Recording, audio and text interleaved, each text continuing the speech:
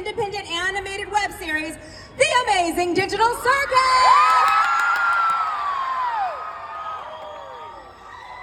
And to bring out this awesome cast, please welcome your moderator, Claire Lim. Give it up for Claire Lim! Hello there, LA Comic Con. Can I hear you one more time? Hello, hello. Wow, you guys look amazing. Do we have any amazing Digital Circus fans in the audience? We do? Okay, so when I introduce our lovely guests, I want you to scream and shout and put those hands together. So let's warm up. Let's just do little baby claps. Little baby claps, your hands are so soft. Then medium claps. Slap those hands together. Whip and cheer. Alex Roshan, down here.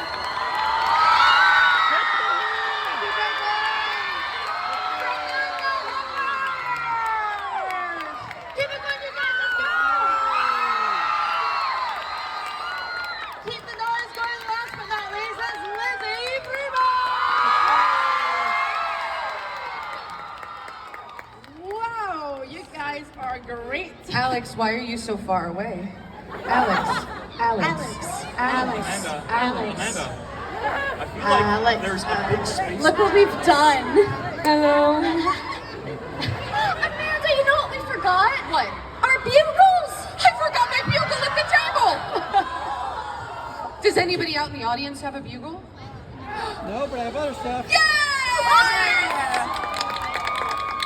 But you know, if you play the bugle, you have to turn 180 degrees.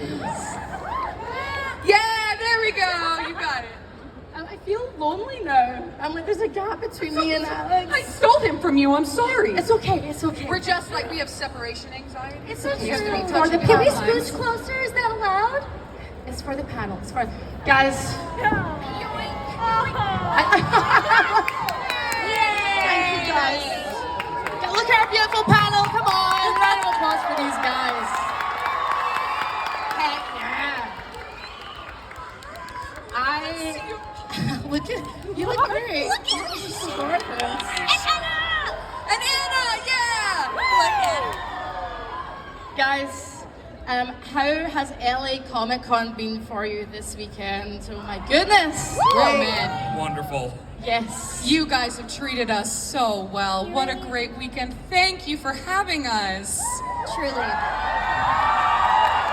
I mean, any convention that comes after this is going to have to try real hard to beat the record of 5+ bugles given to Amanda. Oh, I'm sorry. We're up to 7 bugles. Oh Seven my! Not to brag. I only got one. Womp womp. This is the Amazing Digital Circus. Fantastic. I'm sure you all agree. It has completely gone mental, as you can see from the fans, the lovely fans. Now, I know, Lizzie, when you first sort of felt that love, you were at Comic Con, was that right? You had a small artist table and then it started. Tell us the story, please, of when you felt it. Yes, the first convention after Digital Circus came out that I went to, I was just at a table in the artist alley, I think it was, tucked away in the corner, far corner of the convention where no one dared to go. But once people realized Pomni was there, suddenly we caused like a huge backup in that tiny corner. And I felt kind of bad because it just, all the vendors suddenly had this crowd of people over there and they didn't know why. And I didn't realize how big the show was. So that was just insane. I was like, okay, this is happening. People still don't know how big this show is. Yeah. You got it. That right there. That was the answer. I love how wonderfully unhinged and joyous you all are. Oh yeah. Yeah, I mean, if I may toot my own horn, I think the Please Digital toot. Circus fandom is the best fandom. Have your ideas of the characters from, you know, when you first were getting into the roles, playing the roles, has that idea changed now that you've met the fans? You're reading things online. How has it changed for you as actors looking at those characters now through other people's eyes? Who wants to take that? I mean, as far as Kane goes, I didn't really know terribly much about him at first, other than he was kind of wacky and stuff like that. But then episode 3 rolled around, and that was when I really started to understand, oh my god, this is where they're taking the character. Someone who is a little clueless, a little empathy challenged, but genuinely well-meaning, and kind of also very insecure. And like, I was starting to think, oh my god, this character's a lot deeper than I ever imagined, and I relate to him. So my perception, and I love that so many people, someone came up to me today even and said how much they relate to Kane, and especially speaking from someone who's very neurodiverse, I experience a lot of the same struggles that he does. So yeah, just experiencing Kane's evolution as I see more of the scripts has been wonderful, and engaging with fans who also love and appreciate him for the complicated character he is has also been wonderful.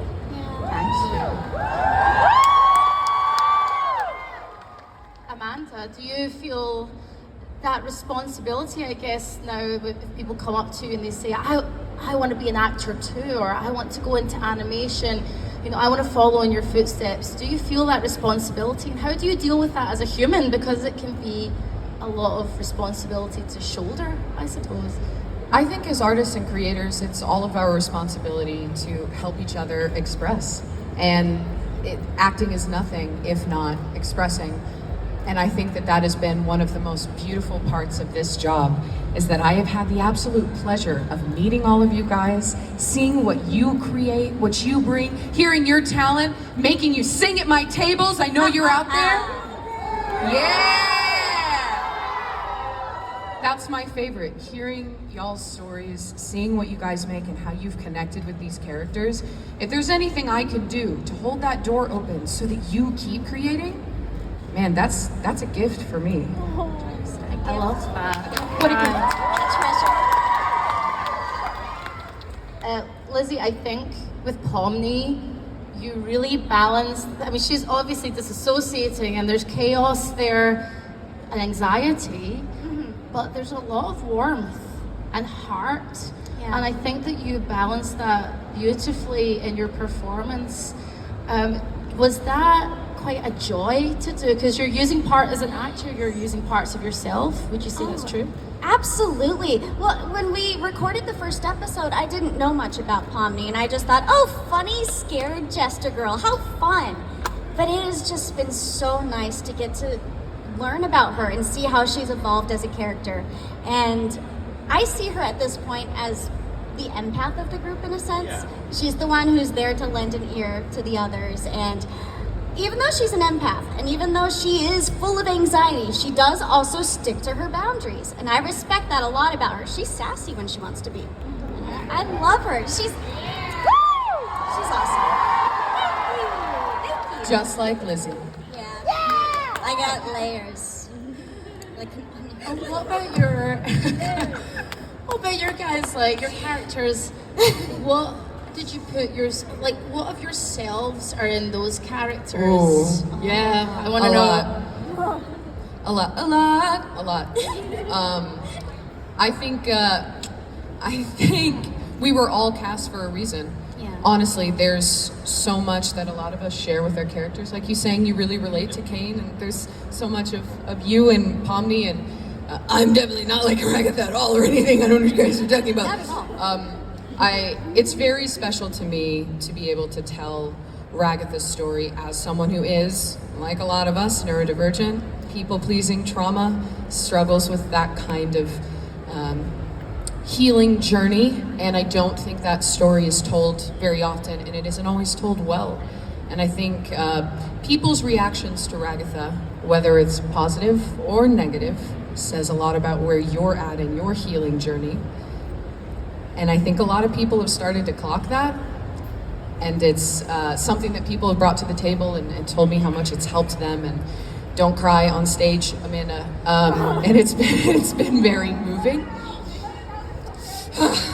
It's been very moving to Embrace see, the and I'm vulnerability. honored to It's be a what the part show of was it. all about. How dare you? You know what I love, y'all? Don't look at me! It's okay. I'm fine. I'm fine. I'm fine. What They're singing Abstraction now. Perfect. What I love about all the characters in this show, though, is that every single one has something for people to relate to. Whatever their inner struggles are, they can learn from these characters. And I feel like a lot of the themes and the adventures that these guys go on are cathartic for people. Extremely. So. Absolutely. Alex, I know that, you've been, like all of us, toiling for years. You were working for years, and when you grew up, you were doing voices and mimicking as well. It must have felt so fun doing Kane and getting all of that out. Was it a fun experience? Oh my god, yes. Like, Kane, I mean, I don't have terribly many roles under my belt yet. But there are a few things. Yes. There are a few Yes. things that I can't speak about yet.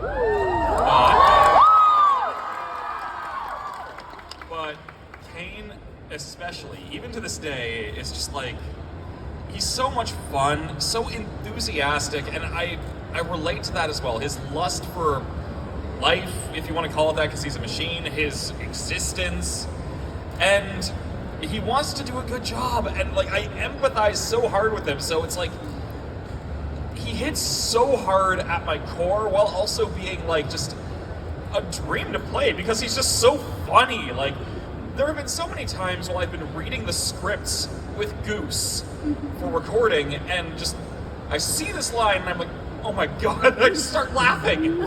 Like the line in episode 1. I saw that, I immediately started laughing because I knew exactly what Goose wanted from me.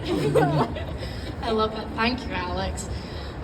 You know what I love about the show, just personally?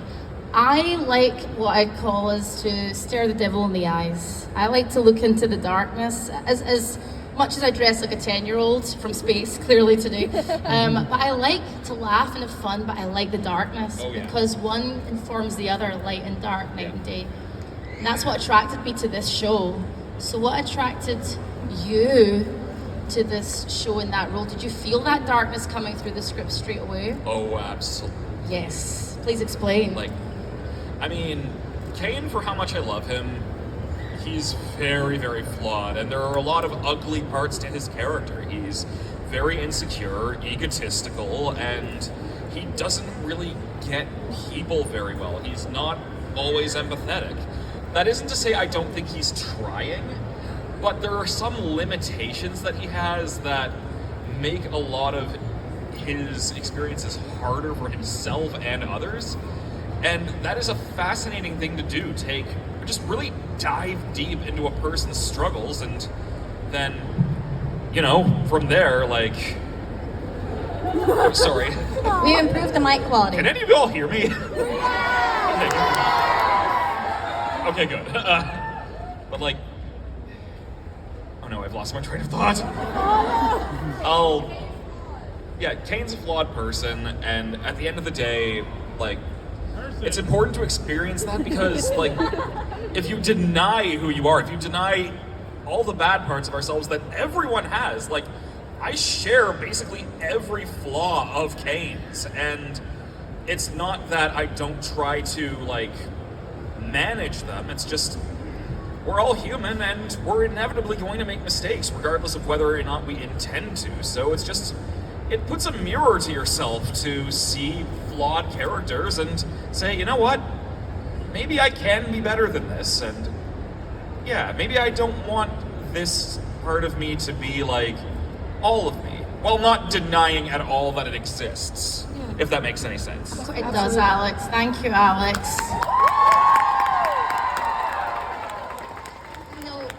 When I was growing up, I escaped into art. I escaped into playing guitar, drawing comics. I was a total nerd. I'm with my people now. Look, hi, Mom, I made it. And I was awful bullied and very alone. And I loved the art that I watched. That gave me hope. So I wanted to ask you guys, what gave you hope? growing up when you had those dark times? Because I think Digital Circus, you can see yourself reflected in it. So for you, what was it for you guys? Theater?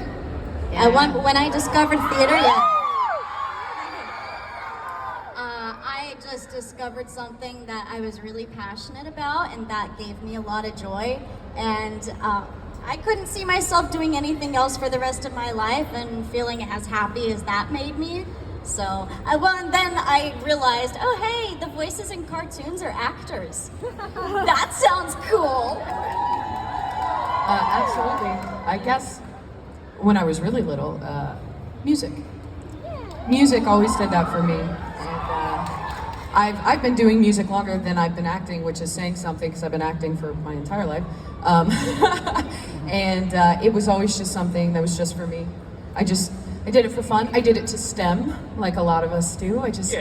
And recently, people have asked me to do that, to sing on these songs, to be a part of it. And I thought, I didn't realize that would be for anybody else. I didn't realize other people would want my music, me, out there. I thought that was just something I did for, up here. And so that's been really beautiful to be able to share that with people and do more of it. Thank you. Meanwhile, Oh my god, you are so sweet, thank you. Just the loveliest hecklers. Can I just take you with me to all the panels? I told you, this is the best fandom. They're so... Look at all the gangles! I'm telling Marissa. Aw, she'll love that. Yeah, she'll love that. I love this bloody crowd. They're bloody great. You're so lovely. Alex as well, like, is there anything that you, I guess, did growing up that now you're like, apart from the mimicking and things like, for Amanda it was music, that now you're getting to explore? I mean, mimicry, music. I mean, I also did theater in school. But a big thing as well was creating my own content on the internet. Like, I've been making YouTube videos since I was 14 years old. Oh my god, really? Yeah, really. And that was a way for me to express myself. I was very, very lonely growing up, and I didn't know a lot of people that shared a lot of the same interests as me. And one of the first people I ever met online when I was like 15, he was one of my groomsmen at my wedding. Wow. So. Yeah, Alex recently just got married. Congratulations!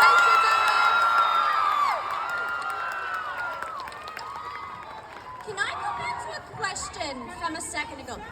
The question of what draws us into Digital Circus. I just want to say it's part of it is these guys. 100%. The cast. This is family. Yeah. You guys made us a family. Thank you. I love everybody in this cast. Thank you. We love you. There's a lot. The truth is, a lot of casts that you're going to find in really any production, like theater, video game, anime, whatever, they don't always like connect with each other. Yeah. Our small little group instantly clicked somehow. I don't know how. Oh, I know or how. what it was. What was it? I know how. Yeah, how? It's because somehow they found 6 of the nicest humans on the face of the planet and then threw me in the middle to be a gremlin. Well, I mean, we also bring up the term neurodivergent a lot, and this is a show all about, like, struggles with mental health, people who are very different thinkers, and we got a bunch of those all in a room together. So it's like, we all have experienced a lot of the same things, and we get each other. Thank you. I love shows like yours, obviously, and then there's Has Been Hotel, there's Hell of a Ball. Designed by Liam Wee Vickers. shows, just 2 wee shows that I mentioned. I wanted Not to Mother ask Groans about Design. the future, or what you guys think of the future of grassroots, independent projects, animation, like yourselves and those guys. Do you think that that is the way that we're going now? I certainly believe so, or at the very least, like, there's always going to be a market for it. Now that people have the means to do it, like places or platforms like YouTube where you can just share anything. Now, you can contact anyone that you want to work with, and if you're talented enough, you can mesh all of your skills together and create something beautiful. Absolutely. And the best part is, like, even with the rise of like AI threatening a lot of things, There's a doorman. it's like Get there are tentacle to always the going eyes. to be, whether it's on stage in theater or even online, people want to create things. It's what makes us human. Like, I remember graduating from university for film and media, and one of the keynote speakers said something like, STEM, like science, technology, those areas of the workforce are all about how we live. The arts are all about digging deep into the why. Yeah. And no one can take that from us. I could not possibly agree more. I think the rise in popularity of indie productions like this speaks to how hungry we all are for human connection, because it's been lacking, especially everything that we all went through in COVID. Everyone's still feeling that. Some of us, we kind of forgot how to be people. How do you talk to people? How do you go out and experience the world? What do you do when the power is out, when your phone's off? What is life anymore? And I think a lot of people are recognizing that they have these questions inside themselves and they don't know how to answer that right now. And so when you see somebody putting themselves out there, connecting with you because they're sharing their stories and it's real and it's from their heart, people are drawn to it because we want to connect. We want to share. We want to create. I think that that's the most beautiful thing. And I think what's so telling about that as well is that this is an Australian-made show with an American creator and largely American cast, and then there's just me, the random Canadian guy in the cast. Which, I joke, but it's all to say, like, art connects people from around the globe, and with technology, you can use that to make something beautiful and share stories that would not be possible years ago. Well, and it's so cool because like animation started like indie. Honestly, that's how it started. And I feel like with how much more accessible creating animation has become, and with all the corporations doing their silly stuff and making the horrible decisions they're making, Watch Knights we're of coming Guinevere. full circle. We're bringing back integrity to the art. Absolutely. Thank you, guys. I think you hit the nail on the head. Like, everything that I see now is trying to separate us. And when I come to conventions and I see all these wonderful wee faces, I know that we still want to be humans. We still want to connect. So, you guys are great. So, enough of that. Let's get to know you in a fun, dangerous. silly way. Right, so I've got some silly questions. I'm going- Hi there, guys. Are you ready for some fun, silly questions? I really No, am. Thank I you want to so be much. I would serious really every love to day do of some my fun life. things. Oh my goodness. Guys, are you ready for some fun, silly questions? I can't keep that up for too long. Right, okay, so, number one. Okay, if you had to actually survive inside of a circus, what would your act be? Lion tamer. I'd be the clown. I'm sorry. I like to have fun. I'd probably just be the person stuck to the board with knives. Can I be the one throwing the knives? Okay. I love it. I never considered that to be a position in the circus. Yeah, you have to get really good at dodging just a little bit. How would that advert look in the paper online? Like, yeah, we're searching for like. Really good reflexes. Must have nothing to lose, no fear of death. Love it. I love it. Who is the best here as actors at accents? Oh, I don't know. I'm going to say Who could it Amanda. possibly be? Couldn't be. No, probably not. I do a lot. I just have ADHD, guys. That's really. So do I. I don't have a magical accent. accent powers. Oh, look, sometimes they just come out and they cannot help. This is just what I want to do. If you come to my table, then I will make you do this with me. Yes. But thank you so much, really. That's absolutely wonderful. I love it so much. Like, it's proper good. That's really good. Thank you so much. That's really good. I'm definitely not going to ask you to do a Scottish accent because... No, please don't. And I'm definitely not going to try doing an American accent. Oh my God! You came all the way over to where I'm from. You went all the way down to Texas. Thank you so much. We love when we get a little southern in here. What in darnation, y'all? Do a Canadian accent, eh? You know what? That is actually one of the ones that I don't just have in my back pocket. Oh, wow. I guess I could just say, oh, sorry. Love it. Great. Love the accents. Okay, what is one ridiculous internet or pop culture trend, like Labubu's, for example, that you secretly love? I didn't say that Labubu's were bad.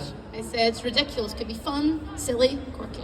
That you Question? love. Something we secretly love, like a silly internet thing we An secretly internet love. thing or a pop culture thing.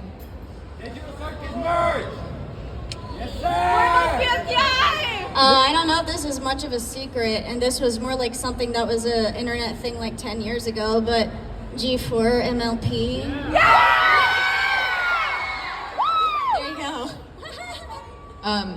I am ashamedly not super chronically online because I am too ADHD to remember to go look at these things. So usually I learn this stuff when y'all come to my table. So I've had, the last stream we had people a lot. And that did give me a good giggle. Yeah, that was good. Alex, do you have anything to add? Honestly, I don't have an answer other than like, I don't know, I like playing video games, and so I've been up on some of the trends, not especially closely, but like, I know enough about FNAF, for instance. You're so enthusiastic. I love it. Oh, Deltarune, yeah. How could you Literally forget because that? of Deltarune that I got cast as Kane to begin with. So, We're gonna go to fan questions after this question. So this is the last fun question. If your Digital Circus character had a YouTube channel, it's okay, you guys. It's a good question. What kind of content? Pomni Would be did most- have a YouTube channel. She would explore abandoned buildings and warehouses. Yeah, that is canon. Love it. Like and subscribe. I think Ragatha would have a nature channel where she takes you on nature walks, and she, yeah, on her farm, and she would show you different animals and plants, and then also probably random craft videos where she like crochets gifts for her family.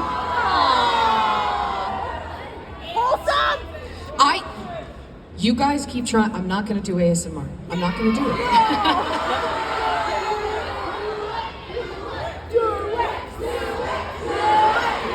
Well, you gotta be quiet if you want to hear it.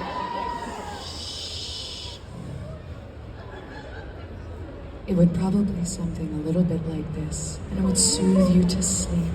Listen to the sounds of the crochet who go in and out of the yarn. You're here with me. Yeah, that's the only one you're getting. I hope you enjoyed it.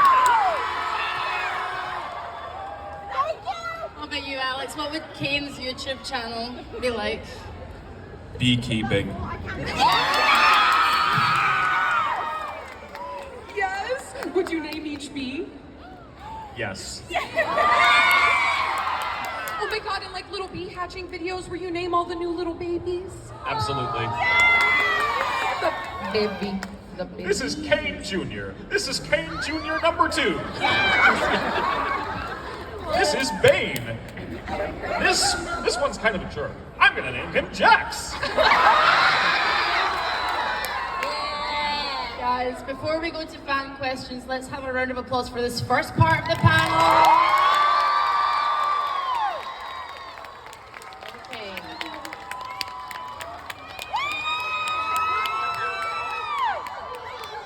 Now, a little bit of housekeeping, you guys, because we love the fans. Keep it to one question, one quick question.